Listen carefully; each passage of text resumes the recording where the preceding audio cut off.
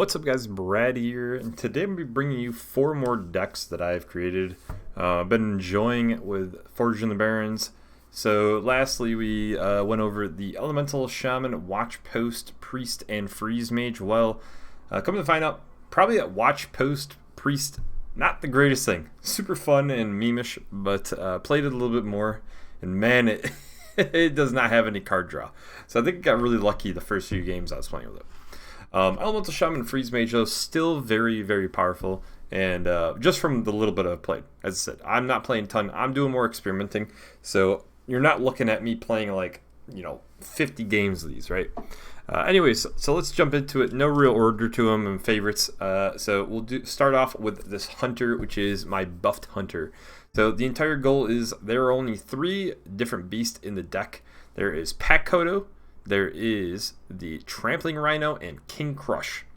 And the entire goal is kind of simple.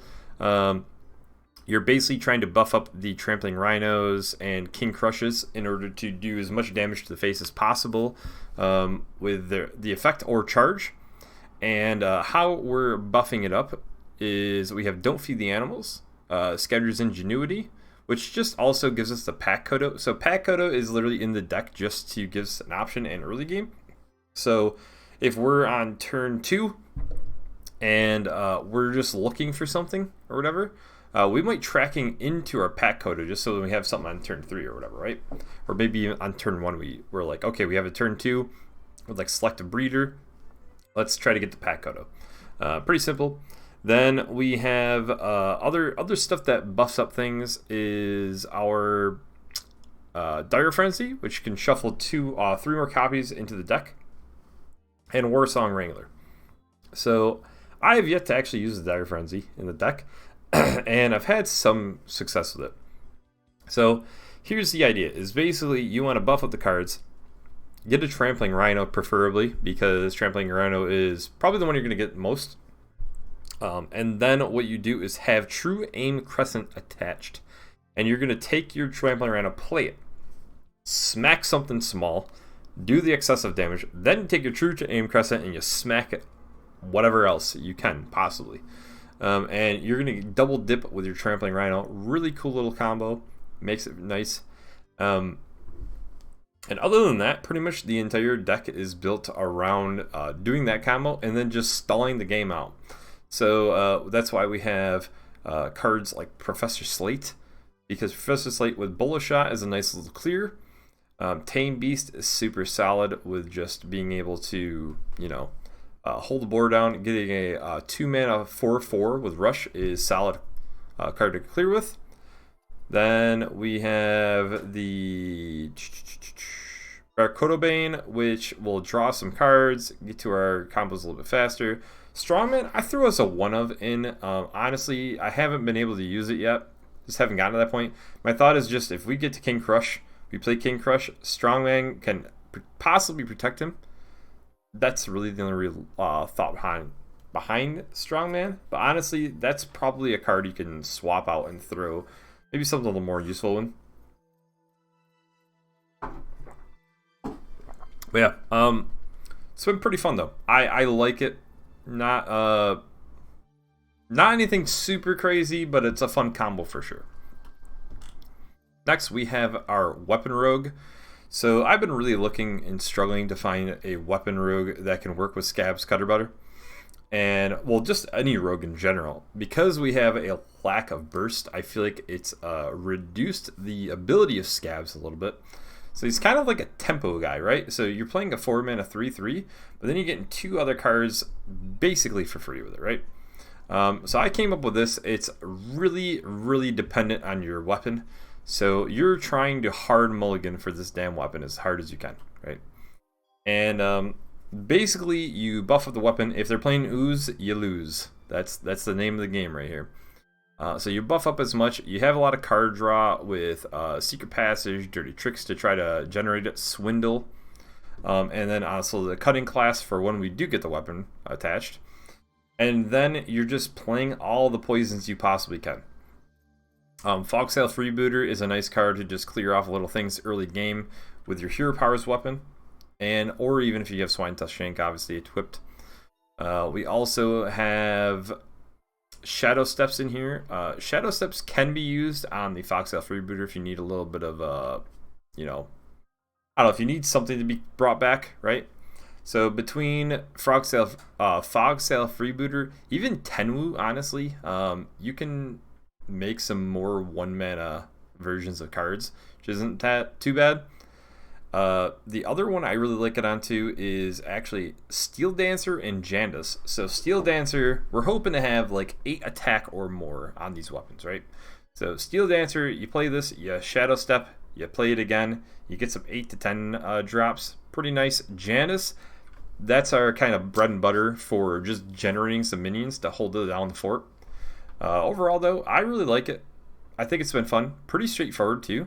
You're just kind of stalling out, buffing up your weapon, trading into things if you need to, and hitting face. So, definitely give that one a shot also. Next, we have our Frenzy Control Warrior. It's also a bit of a hand buff warrior, too. So, idea is to pretty much just stall out as long as you can until the late game, because the late game is where we win with this guy. And what we're doing is early game, we've got Bloodsail Deckhand. You want to play this so then you can get a 3-mana Outriders Axe. We also have our Corsair Cache to draw specifically our axe. We also have Whirlwinds to activate some of our frenzies if needed. Bulk up to copy the only taunt that we need, which is Morshan Elite.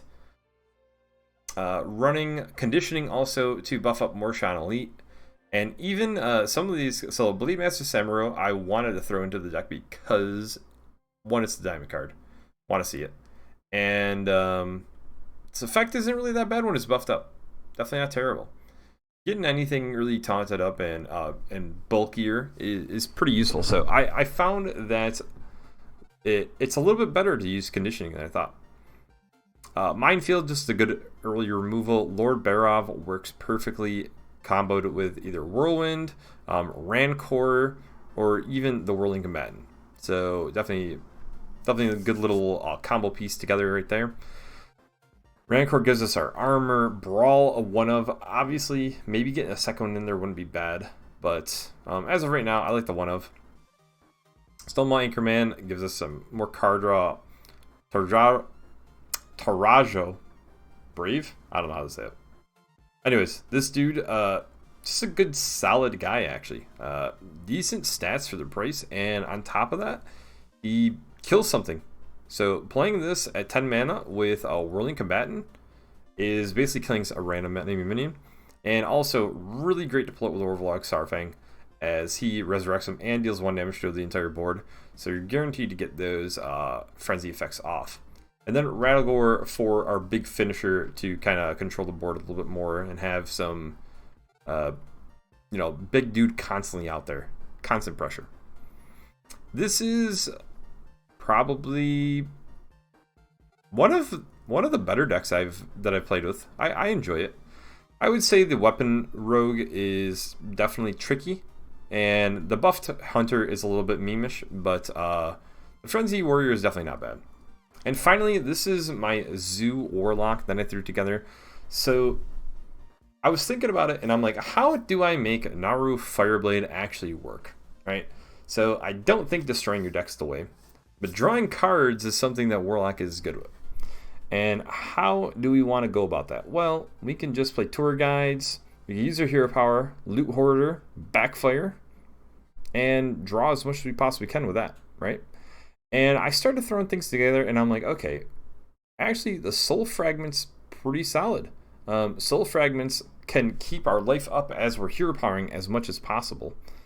And we just wanted to throw all the Soul Fragment cards pretty much as possible. So you're looking at, obviously, Spirit Jailer, Soul Shear. I know that there's another one in here. Let's see. I gotta go through it. I'm like blind right now. Soul Shear. Isn't there another one? Oh, Lucky Soul Hoarder and School Spirits. So I thought there was another 2-mana spell. I forgot School Spirits is 3 mana. And Shadowlight Scholar is a just good tempo 3-mana 3/4 with dealing 3 damage to an enemy or the face. Definitely really solid. And Obviously, the soul fragments heal you, which is another perk. And we're not really taking too much damage, mainly just the one flame imp and also our backfire, plus our hero powers. So not taking a ton of damage. It's not like we're just constantly smashing ourselves in the face. Armor Vendor also gives us a little bit more health, decent little body. Drain Soul for the lifesteal. Imp Swarm, really solid actually. Good, a lot better than I actually thought it was going to be. Deathhead Cultist for more stalling out. A good little body for the heal. Cabal Outfitter, just a 3-mana 5/5 essentially.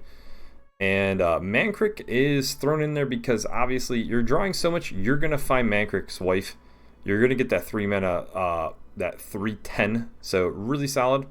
And we don't have any 4-drops, so throw in that Kazakus, baby. Have fun with Kazakus. And if you can, I guess you get Neuro Fireblade off. But honestly, this is probably the worst card in the deck. I really like it. I thought it's fun. I'm going to be showing you guys an example of each of these decks. So look out for those on the channel. Let me know what you think of the decks, guys. And have a great one. I will see you next time.